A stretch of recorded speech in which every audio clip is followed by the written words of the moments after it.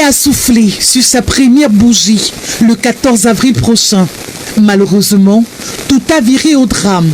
L'on est passé des préparatifs de son anniversaire aux préparatifs de ses obsèques. La petite Amélie Delette, puisqu'il s'agit d'elle, a été atrocement arrachée à la vie par son bourreau, qui n'est nul autre que son oncle. Ce dernier lui a brisé le cou avant de la rouer de coups de pied et l'a balancée tel un animal. Tout ceci sous le regard impuissant de toute la famille qui, malgré leurs efforts conjugués, n'ont pas pu sauver la vie de ce bébé. La scène d'horreur s'est produite dans le domicile des grands-parents de la victime, si au quartier Ndokpassi 3, non loin du lieu-dit, école publique, zone de recasement. Tout serait parti d'une histoire de vol de téléphone. Tout abattu, la maman de la victime s'efforce à relater les circonstances de ce crime odieux commis par son beau-frère. J'étais sur les escaliers derrière la maison en train de faire la petite lessive avec ma belle-mère. Le criminel est arrivé disant qu'il veut causer avec ses parents. Il était recherché déjà parce qu'il a volé le téléphone de sa sœur. Sa maman lui a dit: si tu remets le téléphone là aujourd'hui, les poursuites seront arrêtées contre toi. C'est comme ça qu'il a ramassé l'enfant. Il a mis là sur son essai. Puis devant moi, il a cassé le cou de mon enfant. Il a lancé l'enfant, il a botté la tête de l'enfant, c'est cassé. Il a pris la fuite. J'ai crié. La maman du présumé assassin, d'ailleurs un repris de justice, révèle les multiples cas de violence perpétrés par son fils, elle-même n'étant pas épargnée. C'est pas qui est violent. Mon frère aîné, ils ont eu les problèmes, il a fait la prison. Il l'avait condamné pour ça. Il est sorti. Malheureusement, il n'a pas changé. Moi-même, quand je faisais encore cette maison, j'étais derrière.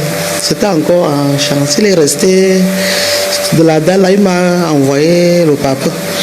Le papa est venu me casser le bras là. Ça faisait deuxième faute.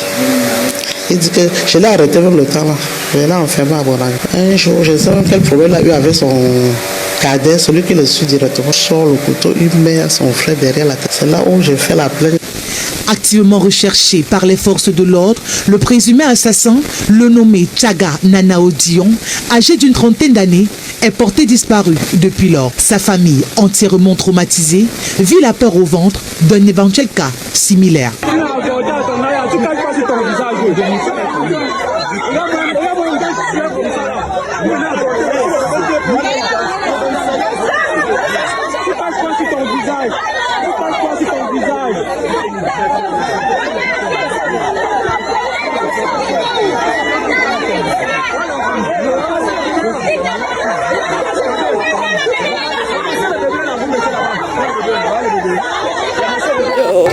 Là qu'elle est morte. Maman, là qu'elle est morte dans le cancer, qu'elle est morte. Aïe, ça se me changeait. L'enfant crie, personne ne sort. Personne ne sort. Comment? Tous ces gens-là. Tous ces gens-ci sont sortis. L'enfant souffre. L'enfant crie, l'enfant pleure. Rien.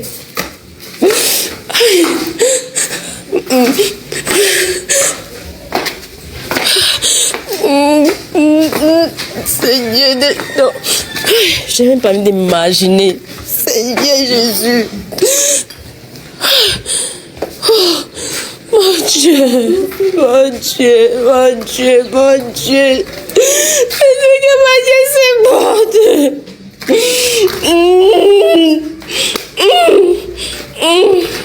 Aïe, aïe, oh, aïe, aïe,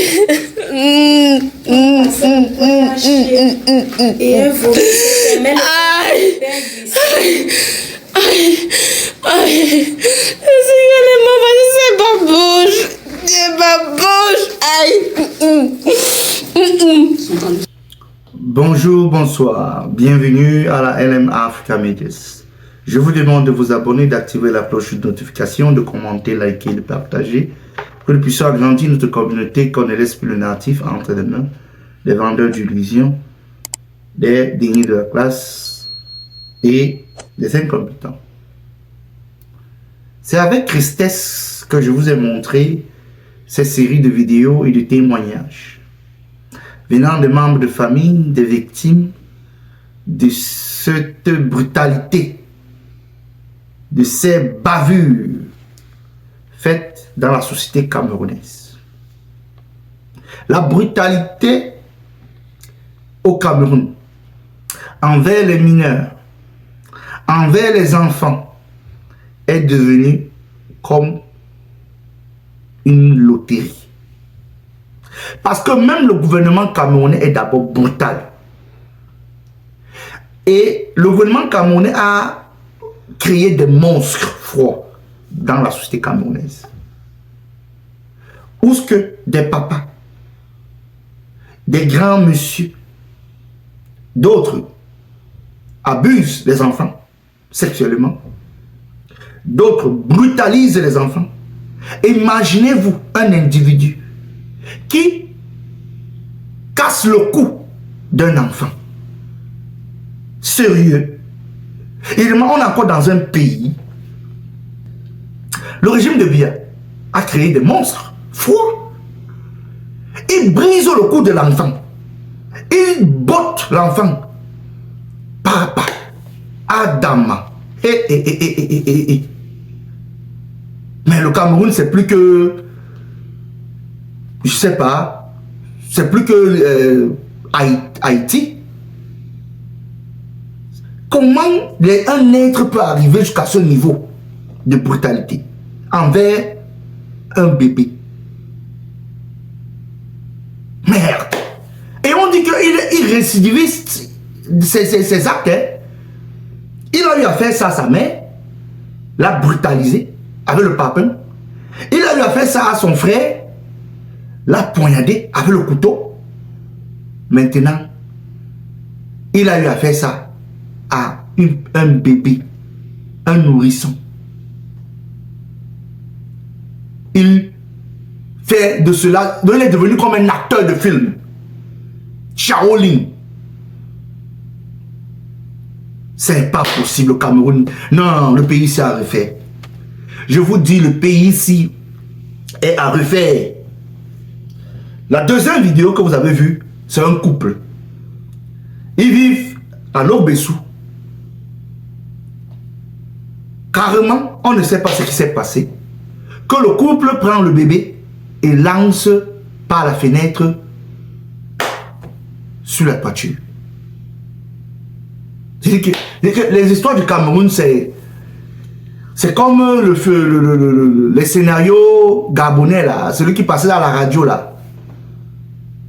C'est comme si c'est un théâtre qu'on te fait. Le couple, ils ont pris le bébé, ils ont lancé. Sur la toiture, c'est tombé, boum.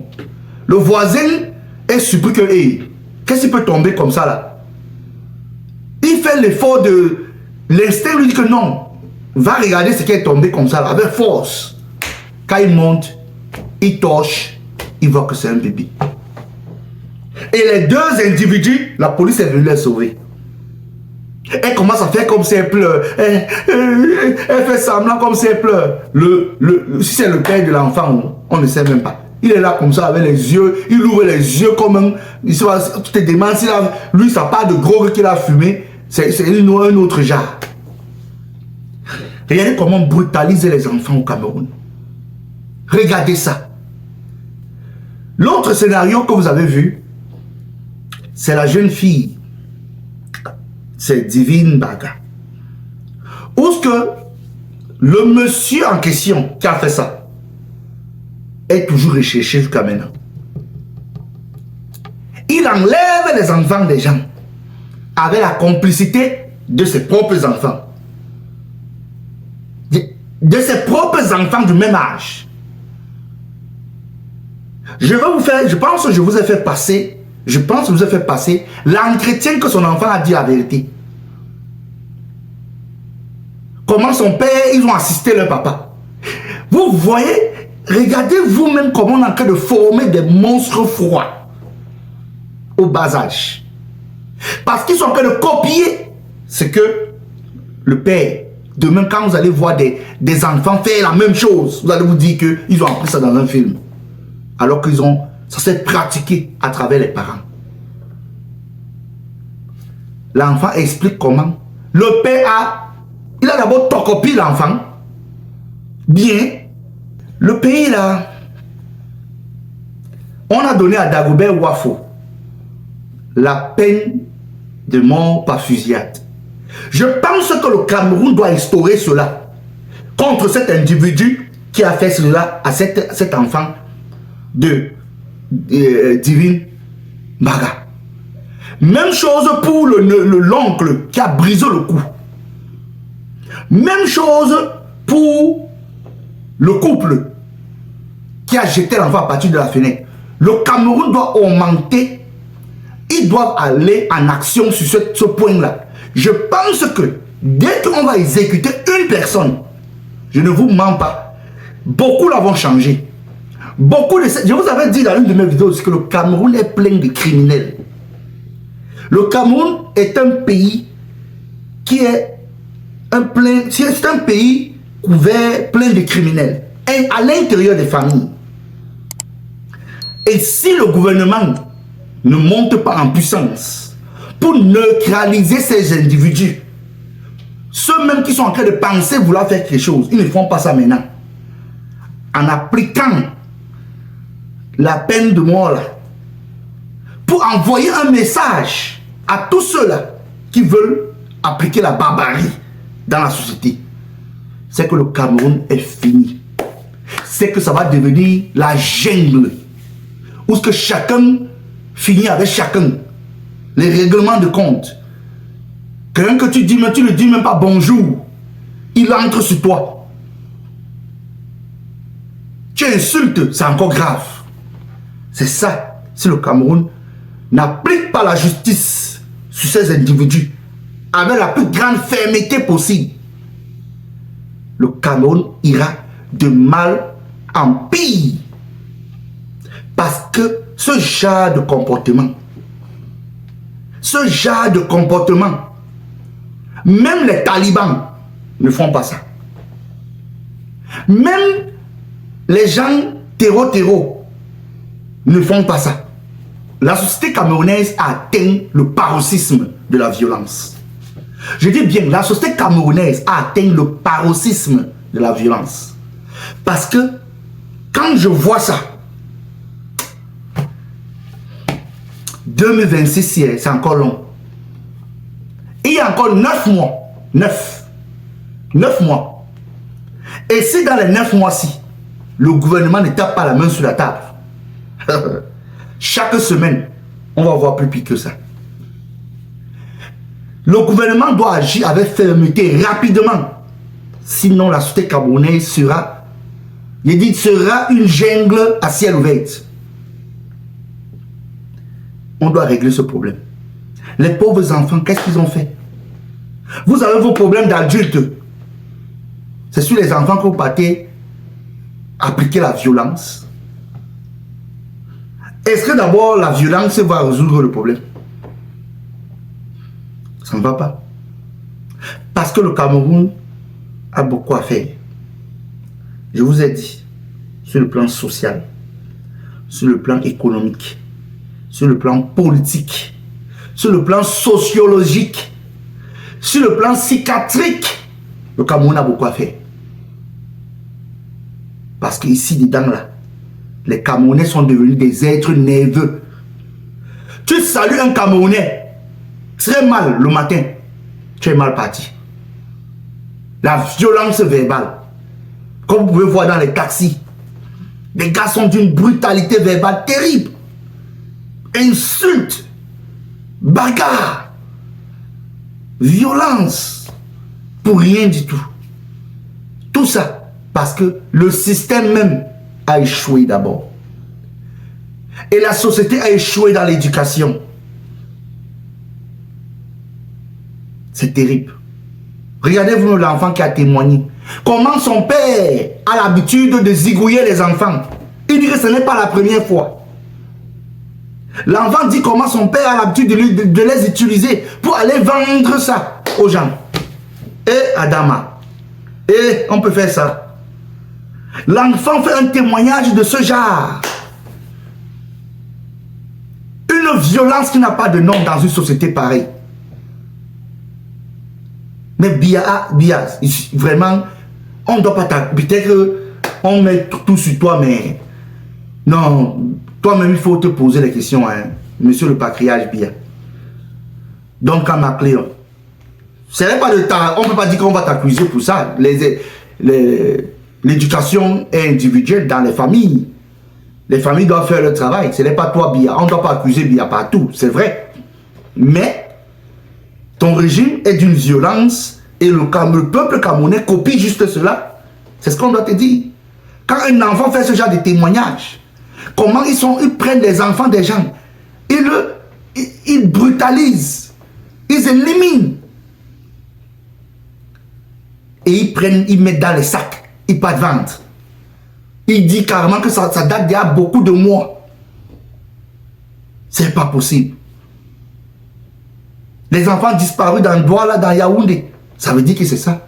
Actuellement, c'est comme s'il y a une compétition entre Douala et Yaoundé et l'ouest du Cameroun aussi. Ces trois endroits-là, c'est le mamafeu avec les enfants là-bas. Si ce ne sont pas empoisonnements dans les nourritures, à l'ouest, là-bas à l'ouest, là-bas alors, c'est comme si c'est un jeu. Ça devient la brutalité à Douala, la brutalité à Yaoundé. Chaque semaine, il y a un enfant qui part. C'est quel genre de comportement ça, en tant que peuple? Un peuple qui vit dans une calamité, une pauvreté ambiante et qui se rabat sur les enfants au lieu d'aller demander à celui qui vous dirige, les innocents. Le peuple camerounais a refait sur le plan éducatif, sociologique, parce que ce pays est à lambeaux et la justice doit être sévère et appliquée pour ce genre de cas qui ne font que aller crescendo. La justice camerounaise doit être sévère. C'était tout pour cette vidéo. Je vous demande de vous abonner, d'activer la cloche de notification, de commenter, de liker, de partager, que nous puissions agrandir notre communauté et qu'on ne laisse plus le narratif entre les mains des criminels de ce genre qui doivent être condamnés, entre les mains d'un système qui est dormeur, somnambule. Le peuple camerounais doit se réveiller et prendre ses responsabilités sociologiques pour résoudre ce problème de la société camerounaise lui-même.